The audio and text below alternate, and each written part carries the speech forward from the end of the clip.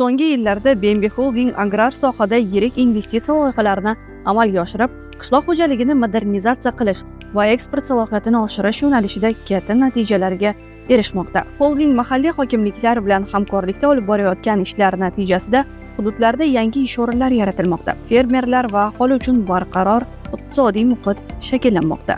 Shu kabi amaliy loyihalardan biri Jizzax viloyati Sharof Rashidov tumanida yo'lga qo'yildi. BNB Agroklaster korxonasi tomonidan aysberg navli keramik ishlari amalga oshirildi. Bu yerdagi ko'chatlar BNB Holdingga qarashli zamonaviy issiqxonalarda yetishtirilgan.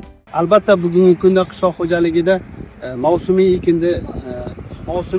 ekilishini ta'minlash maqsadida bugungi kunda BNB Holding tomonidan dala maydonlarimizga aysberg karamlar ko'chirilmoqda. Aynan aysberg karami bo'yicha hozirgi ko'rib turibmiz. Kech kuzda, ya'ni 2-10 kunligiga to'g'ri kelyapti. Bu o'z-o'zidan ko'pchilikda savol tug'iladiki, sovuq tushib kelmoqdaki qanday bo'ladi degan savol bo'ladi. Albatta biz mutaxassislar tomonidan ekinni tanlayotgan paytimizda uni iqlim sharoitiga moslashuvchanligi oldin o'rganiladi. Bu aysberg karamlarimiz to'liq minusoy haroratda ham yasha oladi.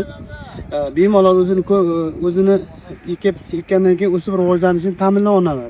Aysberg karami 10 darajagacha bo'lgan sovuqqa chidamli bo'lib, har bir gektardan o'rtacha 15 tonnagacha hosil olish mumkin. Ko'chatlar usti maxsus agroqoplamalar bilan yopilgan. Bu qoplamalar quyosh nurini o'tkazib, ichida issiqlik va namlikni saqlab turadi. Bu orqali o'simlik o'sishiga qulay sharoit yaratiladi va hosildorlik oshadi. Dala maydonlarida sug'orish ishlari ham rejali tarzda yo'lga qo'yilgan.